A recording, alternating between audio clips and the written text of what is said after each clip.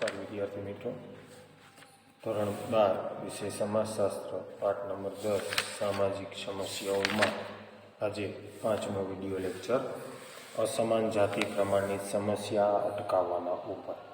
1000 પુરુષોએ સ્ત્રીનું પ્રમાણ જે ઘટે એ અટકાવવા માટે કયા ઉપાય હાથ ધરી શકાય તે।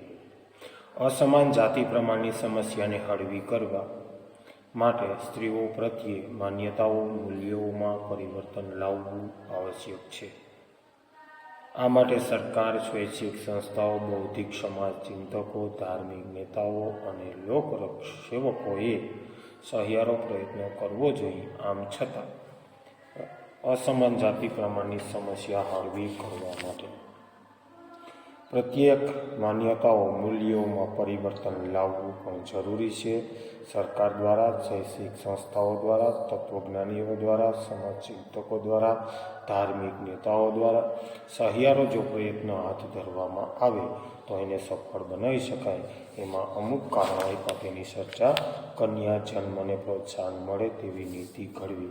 પહેલું કાર્ય તો એવું છે કે દીકરીના જન્મને આવકારવું।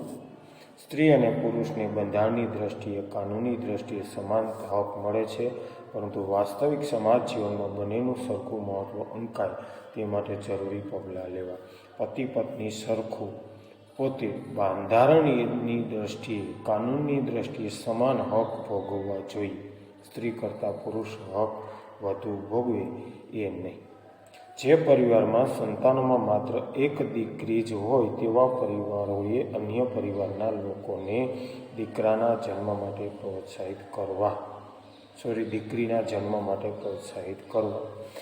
એક જ સંતાન હોય એમાં પણ એક દીકરી જ હોય તેવા પરિવાર હોય એવા પરિવારે બીજા પરિવારને પ્રોત્સાહિત કરવા। જો દીકરી યા દીકરો એ સમાનતાના ધોરણે આ નીતિ વિકસાવવી જોઈએ। સ્ત્રીઓ પોતે જાગૃત અને સંગઠિત થઈ પોતાના અસ્તિત્વ માટે લોકજાગૃતિ કેળવવી।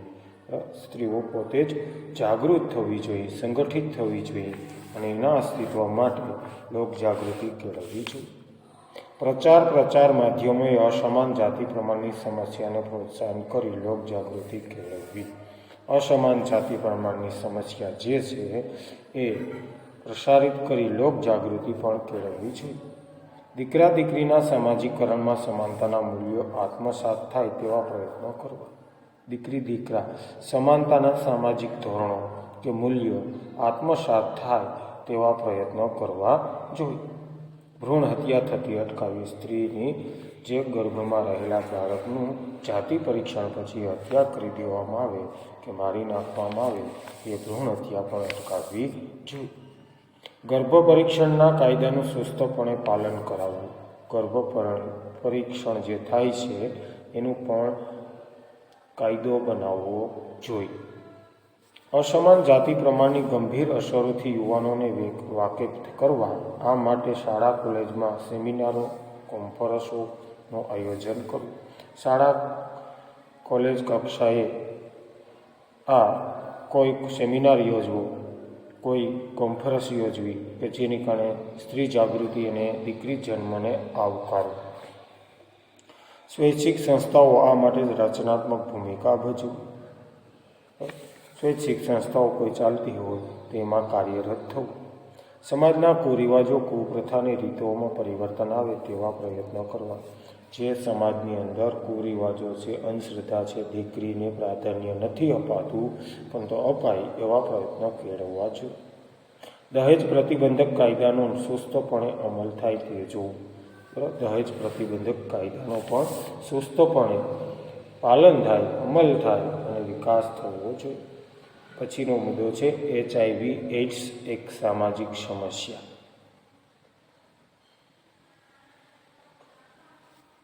HIV એઇડ્સ એક વિશ્વવ્યાપી સામાજિક સમસ્યા છે।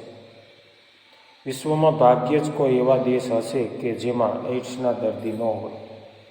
HIV ગ્રસ્ત પીડિત સંખ્યા દક્ષિણ આફ્રિકા, નાઇજીરિયા પછી ભારત વિશ્વમાં 3જા નંબરનું સ્થાન ધરાવે છે।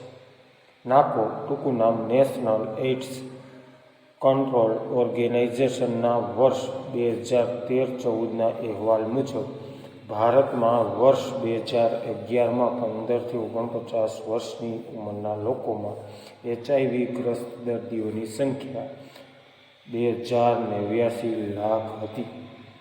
2.89 લાખ હતી. નેશનલ એઇડ્સ કંટ્રોલ ઓર્ગેનાઇઝેશનના આ અંકો દર્શાવે છે ભારતમાં HIV ગ્રસ્ત લોકો મોટે ભાગે યુવા વયના છે. આ રીતે જોઈએ તો યુવાન મોટા માટે એઇડ્સની સમસ્યા એક પડકાર છે. વળી અન્ય દેશોની તુલનામાં જ્યારે ભારતમાં યુવાનનું પ્રમાણ સૌથી વધુ છે, ત્યારે એઇડ્સગ્રસ્ત યુવા દર્દીઓનું ઉપરોક્ત પ્રમાણ ચિંતા ઉપજાવનારું છે. HIV એઇડ્સ વિશ્વવ્યાપી એક સમસ્યા છે. ભાગ્યે જ કોઈ એવો દેશ હશે કે એમાં HIV એઇડ્સ ન હોય, અને સૌ પ્રથમ ભારત પણ એમાં બાકાત નથી. દક્ષિણ આફ્રિકા, નાઇજીરિયા અને વિશ્વની અંદર ત્રીજા ક્રમે ભારતનો ક્રમ છે. નાકો નેશનલ એઇડ્સ કંટ્રોલ ઓર્ગેનાઇઝેશન 2013-14ના વર્ષના અહેવાલ પ્રમાણે 15થી 49ની વયમાં 2011માં 20.89 લાખ એઇડ્સગ્રસ્ત ભારતની અંદર યુવા સંખ્યા જોવા મળતી હતી, અને આવા યુવા દર્દી પણ જોવા મળે છે.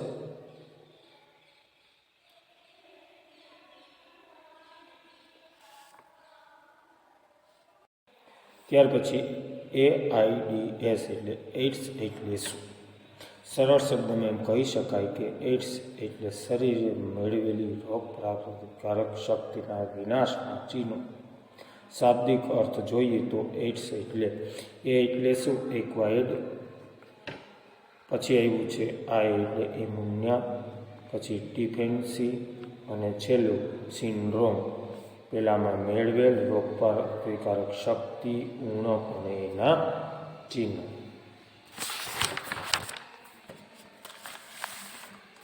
આમ એઇડ્સ એટલે માનવીના શરીરમાં રોગ પ્રતિકારક શક્તિ ઉણપથી થતા અનેક રોગો.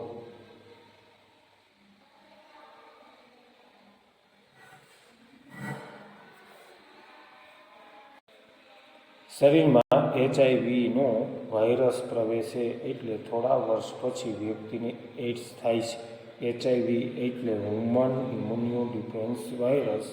આ વાયરસ વ્યક્તિના શરીરમાં દાખલ થઈ ધીમે ધીમે તેની રોગ પ્રતિકારક શક્તિમાં નાશ કરે છે, અને પરિણામે HIV વાયરસ ધરાવનાર વ્યક્તિનું શરીર અને રોગોનો ભોગ બને છે, અને વ્યક્તિના શરીરની આ પરિસ્થિતિ એટલે જ એઇડ્સ. એઇડ્સ એટલે શું?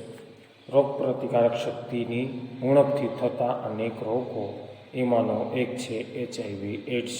હ્યુમન ઇમ્યુનો ડિફેન્સી વાયરસ નામનો રોગ શરીરમાં દાખલ થાય એટલે રોગ પ્રતિકારક શક્તિ ઘટે, અને વ્યક્તિના શરીરની પરિસ્થિતિ એટલે એઇડ્સ. એઇડ્સનો સર્વપ્રથમ દર્દી, યાદ રાખજો, ઈસવીસન 1981માં અમેરિકામાં નોંધાયો હતો. અમેરિકાના લોસ એન્જલસમાં સજાતીય સંબંધ ધરાવતા પુરુષોમાંથી આ રોગ ધીમે ધીમે ડ્રગ્સના ઇન્જેક્શન લેતા વ્યસનીઓ અને ત્યાર પછી વિશ્વના લગભગ તમામ દેશોમાં ખૂબ જ ઝડપથી ફેલાઈ ગયું. 1981માં અમેરિકામાં પ્રથમ દર્દી નોંધાણો. લોસ એન્જલસમાં સજાતીય સંબંધો ધરાવતા અને પુરુષોમાં આ રોગ ધીમે ધીમે ડ્રગ્સ ઇન્જેક્શન અને વ્યસનીઓ પછી વિશ્વમાં ફેલાયો. ભારતમાં ઈસવીસન 1986માં ચેન્નઈમાં સૌપ્રથમ ડૉક્ટર સુનીત સોલેમને એક સેક્સ વર્કરને HIVની હોવાનું નિદાન કર્યું હતું. ત્યાર પછીના વર્ષોમાં સેક્સ વર્કર્સમાં આ રોગના ચિહ્નો હોવાનું માલુમ પડ્યું. 1987 સુધીમાં HIVના બીજા નવા 135 દર્દીઓ ઉમેરાયા હતા, જેમાં 14 વ્યક્તિઓ તો સંપૂર્ણ એઇડ્સગ્રસ્ત હતા. 1986માં ભારતની અંદર પ્રથમ દર્દી જોવા મળેલો હતો, અને આ દર્દી જે છે HIV એ ડૉક્ટર સુનીત સોલેમને એક સેક્સ વર્કર HIV હોવાનું નિદાન કરેલું છે, અને એ વર્ષોમાં સેક્સ રોગના ચિહ્નો હોવાનું પણ માલુમ પડેલું હતું. 1987 સુધીમાં HIVના 135 દર્દીઓ ઉમેરાઈ ગયા હતા, અને ત્યાર પછી જેમાં 14 વર્ષની વ્યક્તિઓ પણ સંપૂર્ણ એડ્સગ્રસ્ત જોવા મળે છે. વિદ્યાર્થી મિત્રો, એડ્સ કેવી રીતે ફેલાય છે એમની ચર્ચા આપણે ત્યાર પછીના વિડીયો લેક્ચરમાં કરશું.